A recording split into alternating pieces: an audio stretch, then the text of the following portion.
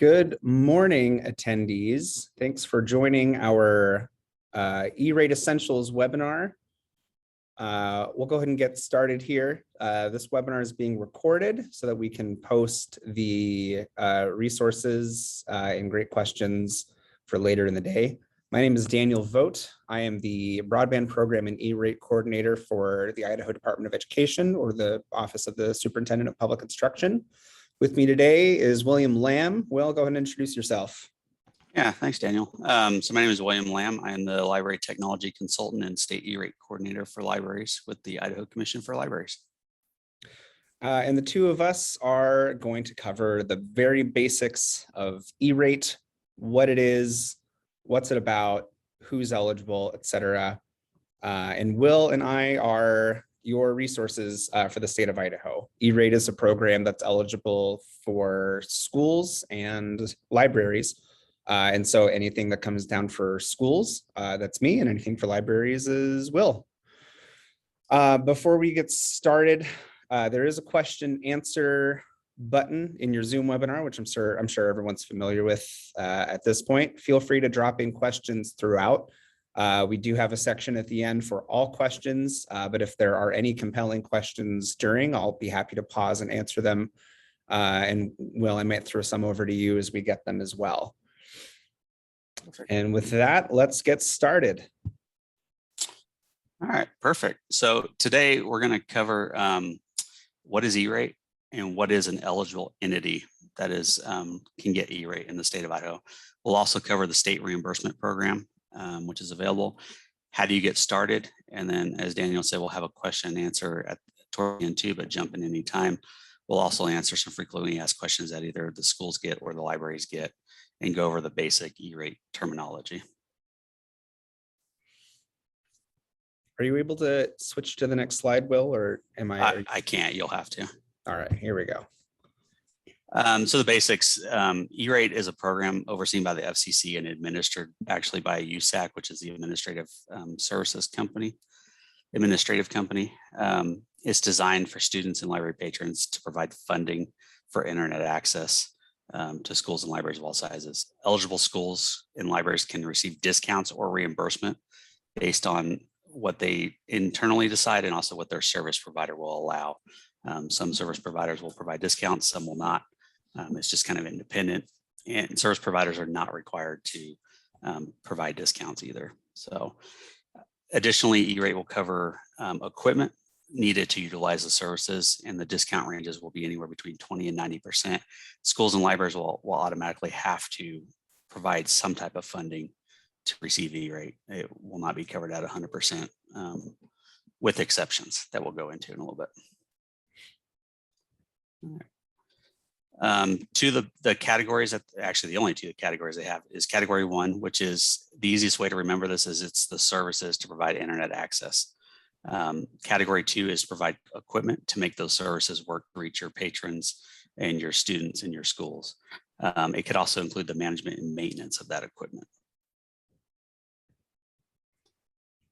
Some examples of services will be broadband over power lines, cable modems, Ethernet, fiber, self-provision networks. I think mainly that's going to be some school districts that have self-provision networks between their facilities.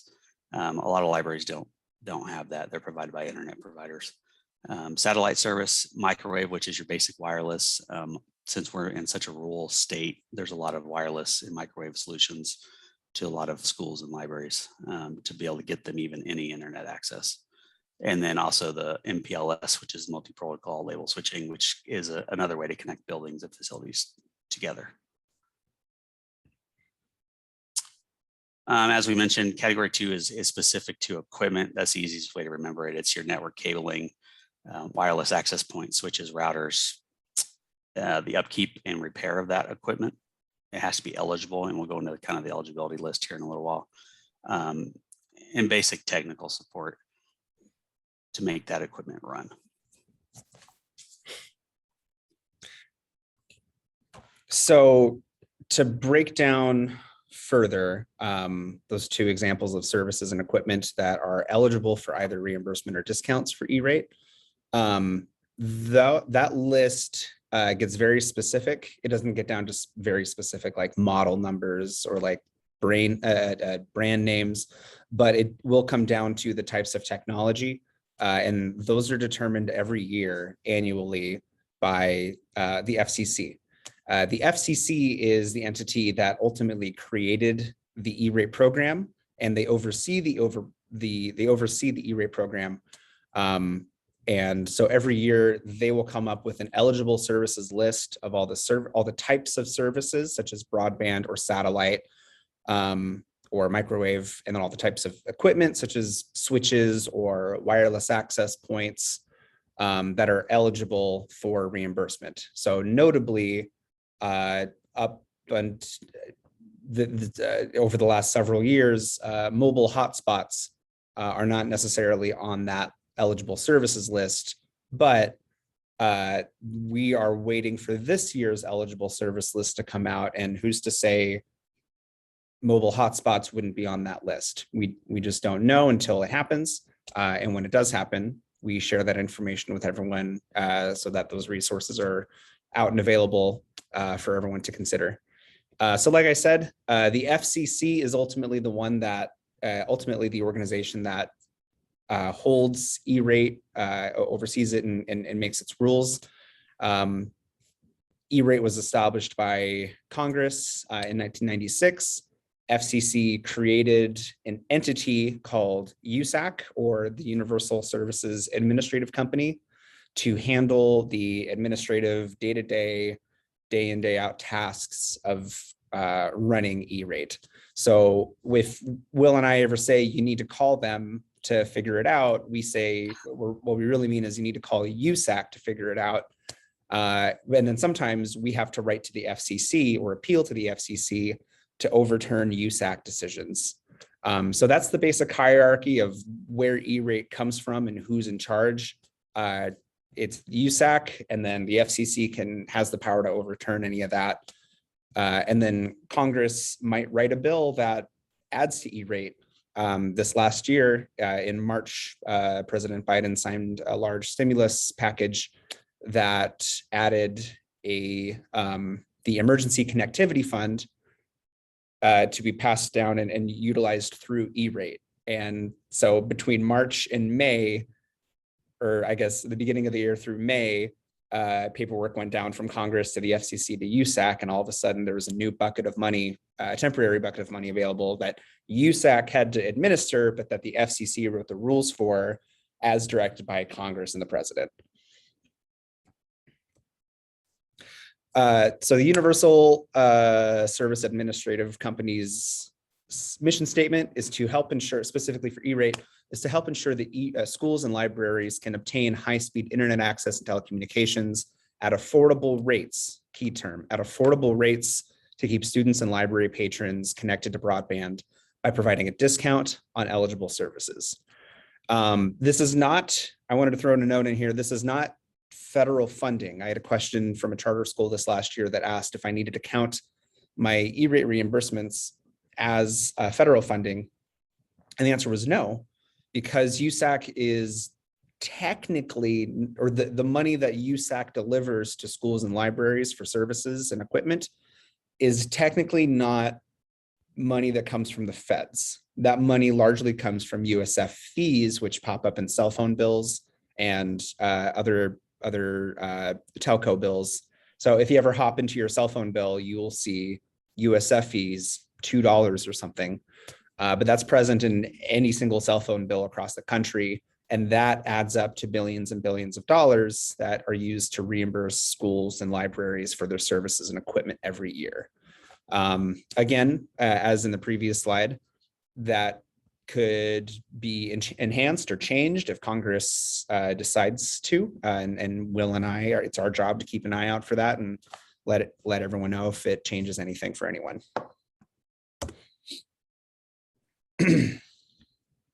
So now that we know who makes the rules, where E-rate comes from, who in fact is eligible, we already know it's schools and libraries. But when it comes down to it, it's most schools and libraries. To be able to qualify for E-rate funding, reimbursements or discounts, schools and libraries need to have eligible entities, which are effectively schools or school buildings, secondary schools, and libraries that are serving the public good. An eligible purpose, the education of students and patrons at libraries. The services being requested need to be eligible. They need to appear on that eligible services list that gets approved every year. So if one year they decide satellite connectivity is no longer allowed, then satellite connectivity is no longer available. E-rate used to cover phone lines and VoIP service up until either 2015 or 2016. And that was obviously a much larger change to the whole program. But as an example, we used to be talking about telephone and VoIP connectivity. Now we're just talking about high-speed internet. And then most importantly, the location. The services and equipment that are funded by USAC are only eligible if they're providing service at the school campus or the library campus. If it's for use at a non-school or at a place that's not owned by the school, such as, I don't know, a building across the street that is run by the school, but it's not considered the campus, then internet service for that building would not be eligible. There are certain exceptions, which I'll get into here in just a moment. So the only schools that are really not allowed into E-rate are for-profit schools, and if they have an endowment exceeding $50 million. Otherwise, it's school districts, private schools, charter schools, specialty schools, other state-run schools, for example. Libraries, I might toss this back over to you, Will, because it's a little bit different, as a lot of the eligibility stuff for libraries kind of piggybacks off of whatever their nearest school district is. But the main factor is that it cannot be a for-profit business and its budget must be separate from a school. So if you have a school with a large library attached to it, but that library is part of the school's budget, then that library does not count as a separate entity per se. However, if they're in the same building and they're two separate entities, one's a library, one's a school, then they would each be available or eligible for E-rate discounts. Will, anything I should throw on there for library eligibility? Yeah, I was going to add in that the case of libraries, bookmobiles are eligible for E-rate Yes. services, and specifically like hotspot plans to provide internet access in those bookmobiles. And the reason why is because the Idaho Commission for Libraries recognizes bookmobiles as part of the library facility. If you have specific questions or about yours, I think anybody that has a bookmobile is kind of already set up for E-rate, those that want to be, but you can definitely reach out to me and we can kind of clarify that eligibility. But in the state of Idaho, bookmobiles are eligible for E-rate.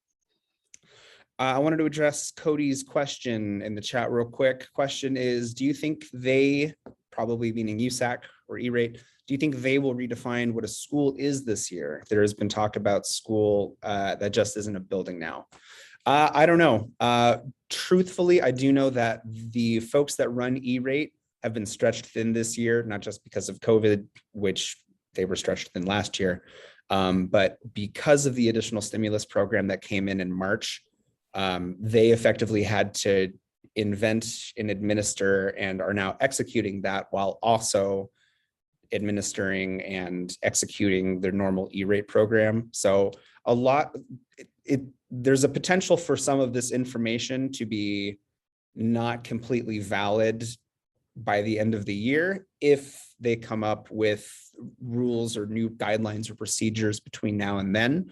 And if that happens, we will tell everyone and let you know. We'll update our materials online, et cetera. So the question about whether or not they will redefine what a school is this year is a very, very valid and interesting question because of the focus on remote learning and the eventual, the possibility that we might have to all shift to remote for any given purpose. They were lax about the location rule over the last year and a half because of the pandemic. So it's possible, but I have no indication of how much they're considering it. I do know that if they were to change anything, then that's a whole new host of rules and questions that they need to be able to answer and document, and potentially are making extra work for themselves.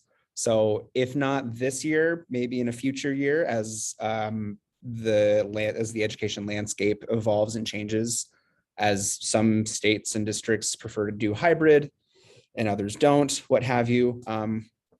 We'll let you know, but I, at this time, don't have any indication or any reason to believe that they'll redefine their definition of school for the sake of eligibility. Yeah, I think the emergency connectivity fund kind of provides some of that gap for the outside the school building, with being able to pay internet access for your students and your library patrons, and providing mobile devices and stuff like that. So I think there's kind of a gap, and kind of the same as Daniel said, there's been no indication they're going to change the original definitions under E-rate, at least. But speaking of which, there are non-instructional facilities that are not schools and not libraries, but are still owned and maintained by those. And those are eligible for E-rate discounts as well. For schools, that can be a district office where there's no learning taking place there, but obviously it's the brain of the district. And in some cases, the district office is stop number one for the rest of the district's internet. So those buildings, or a bus barn where there's, again, not education happening there, but it's still intrinsic to what will be the education of students, a bus barn or administrative buildings, those are also eligible, even though education is not necessarily happening at that location. Oh shoot, I thought I had an extra one for libraries, but library non-instructional facilities. Oh no, it is there. Will's face is just over the word library, appropriately enough. So yes, at administrative buildings or public areas where Wi-Fi access might be needed, those are eligible too. All right. So the number one question we always get is, what will be my discount? So it's generally measured by the rate of poverty in your area. Libraries kind of piggyback off of schools for their discount rate. So schools have to do all the work. Libraries just get to take advantage of it, which is the way it should be. So in the case of schools, your entity will submit the following data points each year, the NSLP, or using the nearest school district's NSLP, household income surveys by your student families. And one thing to note there is that data from funding year, because of the pandemic, data from funding year 2019 has been allowed for use in funding years 2020 and 2021. We're still waiting on official guidance if that will be continued in 2022 or not. We're hoping in the next month or so that guidance will be released. Yeah, because specifically that data will be the data that schools report in November to my office. And we've been using data since November, or schools are allowed to use data from November 2019. And we're about to cross the 2-year mark at that point. So again, once official guidance comes out, we will push that info out to everyone who needs to know.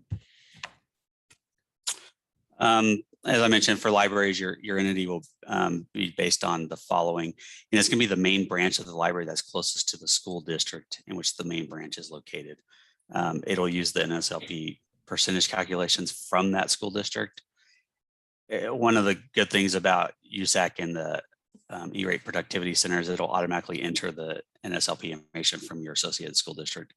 So in years past, you had to actually go find that and put it in for libraries. Last few years, you don't have to do that. They automatically just transpose it over from the school districts. So how is the percentage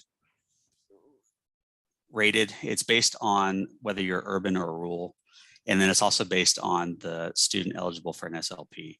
So if you look on the left, you can see if your student population has less than 1% eligible for an SLP, if you're urban, you're only going to get a 20% discount on services, or if you're rural, you're going to get 25%.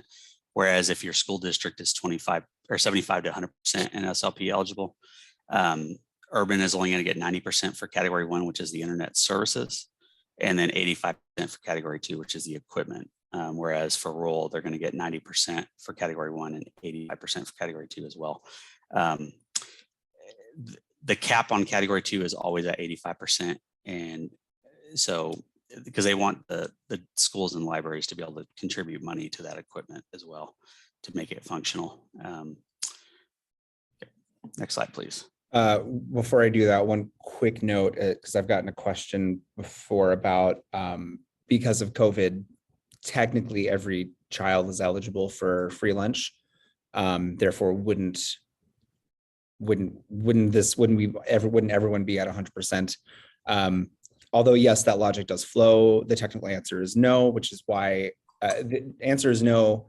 And we are pending more guidance, because I don't think anyone at USAC, when they said that you can use November 2019 data to calculate this, I don't believe they anticipated that exception lasting for a year and a half, coming on 2 years at this point. So again, when more guidance is issued, we will send it out. And then, as we kind of mentioned at the beginning, you can either get a discount via the internet service provider bills, where they will discount you monthly, or if you pay annually or whatnot, it'll be discounted automatically on those provider bills, and then the provider will invoice USAC directly for that remaining funds. Or in the cases of some providers, or even schools and libraries that prefer it, you could pay 100% of your cost up front, and then you can request reimbursement, whether monthly, quarterly, biannually, or annually.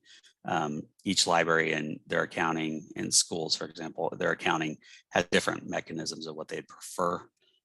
So there's a variety of ways that you can request E-rate funding to make it meet your needs. And that's kind of one of the best things about E-rate funding is there's such a wide variety to make it work for your individual needs. And it's not just one standard across the board for everybody that everybody has to fit into.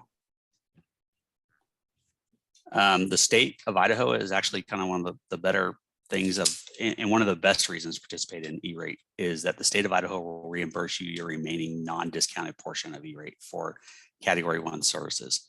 So for example, if you're paying $1,000 a year or a month and you're getting 90% discount rate, you're paying $100 per month. That's $1,200 per year. The state of Idaho will reimburse you that $1,200. So your internet cost will be $0 out of pocket at the end of the year. The state does not reimburse for category 2 equipment. We don't have the funding available for that. Daniel has a chunk of money to reimburse schools. I have a chunk of money to reimburse libraries. Far it's held up to be at 100% reimbursements, but the legislature has been really good about making sure that those funds are available so we can reimburse all schools and libraries. The state reimbursements are distributed twice annually upon collection and review of the invoices. So for example, we will open up our reimbursements in December for invoices from July to December, and then we'll reopen those reimbursements again in June for invoices from January to June. So to illustrate, how do you get to 100% reimbursement for your monthly internet bill? This screenshot above is a little snapshot of what my internal tracking looks like. So all year, and I have 2 of these, one for this year and then one for the upcoming year that I'm looking at all day, every day. It's a chain of events over the course of a year. I like to describe it as babysitting a glacier. You need to pay attention to where the glacier is going if you want the glacier to end up where you want it to go. And when it comes to the finances of broadband, it's a big, slow moving glacier, but it's consequential and it's important. And it all starts with filing for E-rate. Statutorily, in Idaho code, entities must have put in a good faith effort to obtain E-rate funding. So technically you could get state reimbursement if you were not approved for E-rate, so long as you can provide evidence that there was a earnest, good faith effort to obtain the funding throughout the year. So that's the first thing I check off. And then for schools, we collect the actual contracts, the service contracts for our purposes, so that we can help be an advocate. for your district or for your charter throughout the years when you're ready to go out to bid for new service, or if something else comes up. It's an important data point for us to have. And we work with the ISPs as well and have a good relationship with them so that we understand what schools are asking from ISPs and what ISPs are asking from schools. After that, when Thanksgiving rolls around, Will and I start sending out emails asking for the first half of your invoices of the year. The year starts in July fiscally. So we'll ask for your invoices from July through November. And then in December, we'll give you 6 months worth of reimbursements. We only ask for those first 5 invoices because they're usually all the same. And so we'll just extrapolate what December's invoice will be by the time we get the first 5. So in December, you get reimbursed for those first half, for the first half of the year. And then at the end of the school year, May, Will and I will email you again asking for invoices. And just like in the first half, we won't ask for the June invoice unless every other invoice is varied. And then you'll get reimbursed for the June invoice based on January through May's invoices. And then we close the books, we get rid of all the pennies, and then we open up the new spreadsheet for next year. And the machine goes on forever. The other thing about state reimbursement, the other requirement to receive state reimbursements is that you need to help participate in data utilization monitoring or bandwidth usage monitoring. So we monitor basically the speedometer of your entity's bandwidth throughout the year. We do that so that we can anticipate when we need to ask the legislature for more reimbursement money based on the data. If it shows that more bandwidth is going to need to be purchased at some point in the next year or so by such and such entity or a trend of entities, then we can take that data and tell the Idaho legislature that we need more funding. So if you're not sure if your entity is or is not currently participating in this tracking, please reach out to me or Will and we can confirm for you. Like I said a minute ago, we have a great relationship with Idaho's ISPs. And so we actually work with them and they will just send us automated reports, and all it shows is the speed, if your entity pays for a gigabit of service, then the logs and reports that we get just show at what time of day how close did it get to 1 gig throughout the day or throughout the month. And we collect that data, track it, and then use it to forecast what we're going to need budget-wise next year. So if the ISP is not sending us data, then what we'll have you do is install a very small software probe into your system that, again, it's just a speedometer. It just sends us that data. We collect it, we track it. And so then there's no other maintenance required unless it gets disconnected. Then we might just need to have you turn it off and back on again. But otherwise, no additional reporting is needed after that. Our goal is to be the least burdensome part of this whole process for you and be an advocate for you when you need help. That is our job as the E-rate coordinators for schools and libraries, to be your advocate for E-rate, to help you get through the process, and to make sure no one slips through the cracks. So of all this, how do you get going? How do you get started? If you're not doing E-rate already, what do you do? Well, if you're a school, you call me and we chat and we figure out the first next step to get started. If you're a library, you call Will, you have a chat, you figure out the next step to get started. E-rate is an annual funding cycle, and I'm just going to skip ahead to the annual overview real quick. So E-rate is effectively a year's worth of forms for every year that you're seeking funding. This looks overwhelming, and that's why we're here. We're here to help. At this time of year, there's not a lot that you can do. And again, because E-rate itself is stretched thin right now as an entity, their guidance for the upcoming year has been slow. But it was important to me and Will that we start having these conversations with everyone now, so that there's plenty of time to talk through what is needed to get the next school year started, school year 22-23. If you were to file a form today to get started in E-rate, that form will be for the next school year. As all of those applications that come through between now and then, they're all for that new year. So we're in the planning phase right now.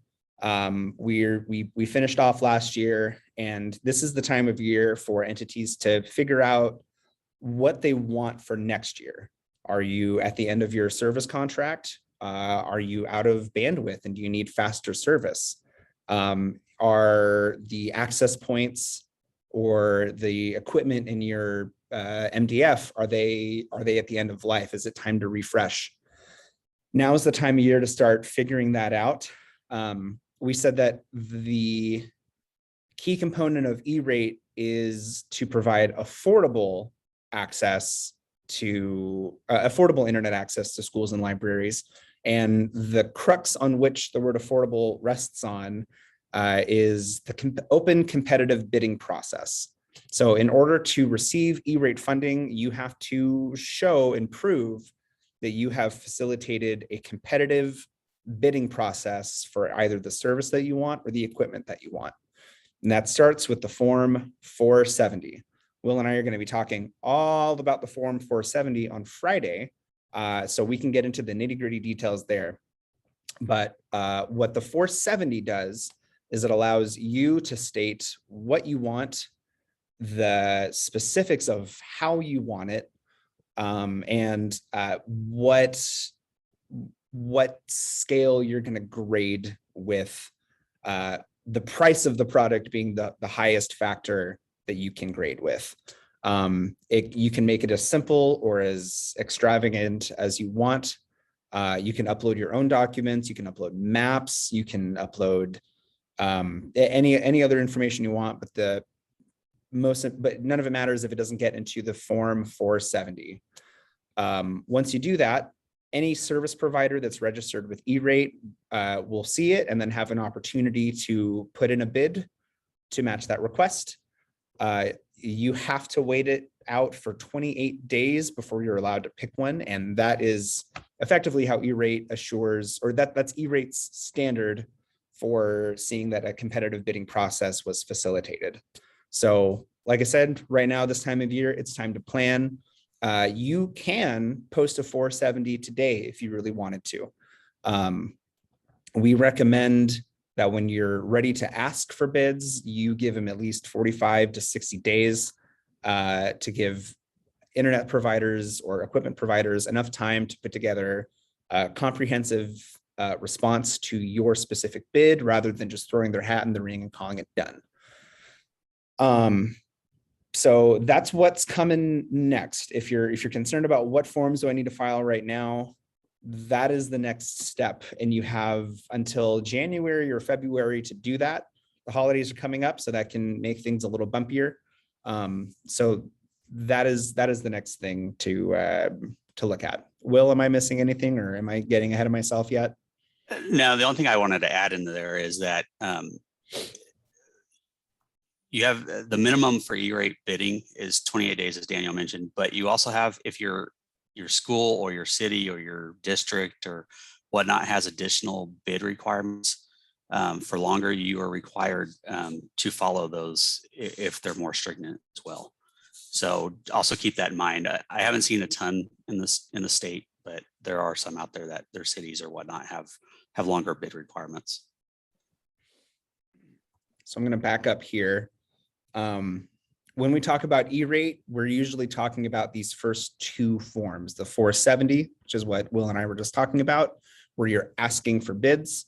And then the 471 is the big one. That's the one where you will not be able to file it until usually January or between January through March. And that is the time where you get your information updated about your school.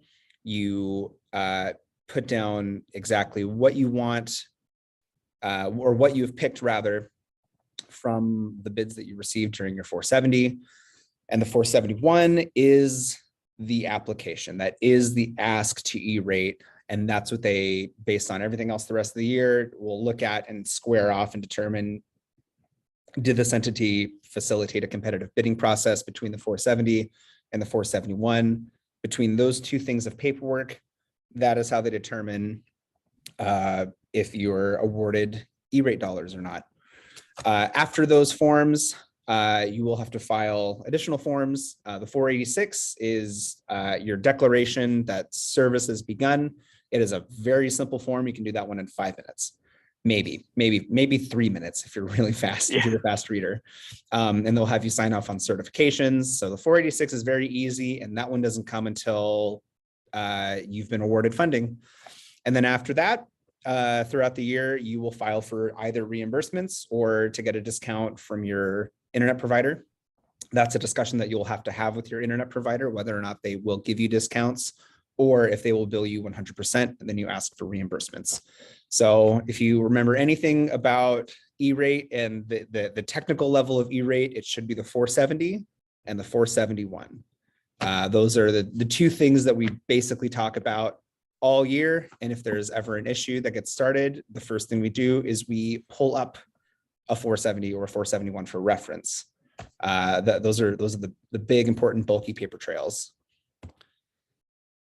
I just talked about that. I'm not going to make you read it. You just listen to me talk about it, but I will keep it for the slide deck for later.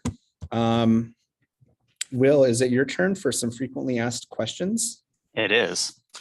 So some of the biggest questions that we've received over the years is, can you go back one slide? Of course. When I submit my NSLP numbers, and this is for schools mainly, it's during the admin window, which is usually December to March. We currently do not have those dates available yet. As Daniel keeps mentioning, USAC has been behind because of the ECF program and all that other stuff as well. So we're hoping to have that in the next month or so. One of the easiest ways to figure out when those windows will open is to follow either the newsletter from the schools or the newsletter from the libraries. If you're not sure if you're signed up for either one of those newsletters, just let either one of us know, and we can verify that for you. The Department of Education will rely on data reported to ISEE in November 2021. So we're still not sure whether you can use those numbers from 2019 or not. So that's going to be kind of coming. Hopefully by November, we'll have those answers for the schools. For the libraries, your discount rate is obviously based off of your school district closest to your main branch. So there's really nothing from the admin window or NSLP numbers that the libraries will have to do. And to extrapolate real quick about the admin window, specifically, they will unlock everyone's accounts so that you can make changes and update the numbers. And then once they do that, after the window closes, they lock it down so that they have solid verifiable data that they can contact me or Will to validate. And square that off with the actual applications that come afterward. So there's like the admin window for you to update your info, and then the 471 window in which you're allowed to ask for E-rate funding.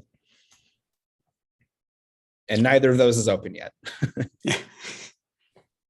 So we kind of already talked about this a little bit earlier, but if my entire district is eligible for free and reduced lunches, does that mean I get 100% E-rate discount? Unfortunately, no. We wish it was that easy, because then we might be able to provide some reimbursements for some other stuff. But no, you will be required to at least pay a minimum of 10% of your Category 1 service requests. But as we talked about a few times, the state of Idaho will reimburse you that 10% that you'd have to pay out of pocket. So you get your internet connection 100% reimbursed. Another question that we've received is, we need a new service. Can I request them via the e-program? Unfortunately, not either. The program will not cover servers. It will only cover equipment necessary to make the internet connections viable to your library patrons and students. And then, as we were talking, one other thing that came up that I thought about was, we get this a lot from libraries, specifically for their wireless, is content filtering available through E-rate? And it's not. We do have some some ideas specifically from library standpoint of what may work for you. So don't hesitate to contact me or Dan if you have questions about content filtering for your entities as well. And what a great segue. We're near the end of our E-rate essentials presentation. We've got a few slides left that we can just kind of hit some of the basics about some basic terminology if you're new to E-rate, or the essential things that you need to know about E-rate. But otherwise, please ask us any questions you want to know, big or small, about E-rate, either in the chat or in the Q&A portion of your Zoom profile. We can wait a minute for you to type that out if you have any questions. Again, this is the first webinar I've hosted, so if there's a button for folks to hop on or raise their hand, that would be pretty neat, but I'm not sure there is. I don't believe there is. Well, shucks. Darn. So if anyone is writing or posting questions, let's just dive into some E-rate terminology. Again, all very basic stuff. Thank you, Cody. Thank you very much. We'll see you soon. So again, this was the full year. We're not going to go into this right now, but this is a handy little graphic to kind of figure out what you need to worry about next during that part of the year that you're in. The 470 and the 471 are those two most important forms. Oh, here, this slide is a lot better. There we go. The 470 and the 471 are your most important forms that we will use in dialogue the way I use salt and pepper in the kitchen. They just go with everything. So yeah, important to familiarize yourself with some of these form titles. The bottommost one is my favorite because you only have to do it once unless your banking information changes. Also a quick and easy form. But we wanted to throw this up there just for some basic terminology. We talked about the filing window. There's never like a hard date every year where the filing window opens. That's determined during the year, and USAC will announce with usually a month or so heads up. The administrative window where you can update your data about your entity should be opening up around November, and then it'll close by the end of the year. And then the actual application window is in January for the 471. When that window opens, you still have time to post the 470 and start asking for bids. But there will be a hard cutoff, usually around February, in which by that point, you'll need to take whatever you've gotten and then ask E-rate for funding for that. The 471 window usually closes between March or April so that they have enough time between the spring and the end of the fiscal year to get everyone their commitment letters so that when the new year starts on July 1st, 2022, 2023, 2050, whenever, if E-rate's still a thing by then hopefully there's enough time for everyone to get ducks in a row, for contracts to be formally awarded to service providers, and service can be installed and ready to go for the new year. Kimber asked, will the deck be made available as a resource? Yes, I will post this on my website. Will post it on his website. And I believe I have your email, so I'd be happy to email this out to everyone here in a few minutes when we're all done. The webinar recording won't be available for a little while, but you can give us a call, and that might be faster to ask a quick question over the phone than scrubbing through a webinar. Like I said, we are a permanent resource here to answer all of these questions any time of day, any time of year. Identifying numbers. Every entity is assigned a billed entity number, or your BEN. And as you add in buildings to your district or to your entity, then each of those will get its own entity number as well. It can, again, be a little overwhelming or intimidating to look at, but just know that BEN is not your name. It is your billed entity number. My name is not Ben. Will's name is not Ben. I don't know anyone named, I know one person named Ben. Ben is just short for your ID number as an entity, be it a school or a library. There's no differentiation with schools and libraries when schools and libraries are applying for funding. For instance, there's no preference given for, like, if there was only limited funding, there's no preference given to a school over a library or vice versa. They're effectively all the same type of entity, well, not type, but all the same kind of entity within the E-rate process. And it's just acknowledged that libraries and schools have different kinds of data, but ultimately there's no preference given to schools or libraries. A school or library has no advantage over the other for simply being a school or a library. I already touched on that. If you're ever asked about a SPIN number, a SPIN in E-rate terms is not an angle or an agenda. It is simply the service provider identification number. So any service provider can get an identification number and then be eligible to be a part of the E-rate program as well, but that's something that they would have to do. The only service providers at this point that are not in the system are probably the smaller rural ones that might not serve schools and libraries. This can apply to vendor sellers as well. So if you buy a whole new set of equipment from someone, even though they're not providing regular service to you, they would still need a SPIN number as well in order to get to get a reimbursement directly from USAC. So when you're talking to folks and asking for bids, they will need to have a SPIN number and they will need to be a part of the E-rate process with you as well. Lastly, I think this is our last important little terminology thing to keep track of. Within your application, you'll end up listing one or maybe several FRNs, or a funding request number. So within the applications, you will be able to ask for multiple things within an application.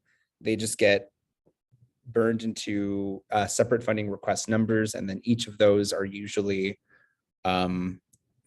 judged on its own basis rather than like as a full 471. So that is a common number or a common acronym that you'll see as well. It sometimes is interchangeable with 471 when we're talking about it.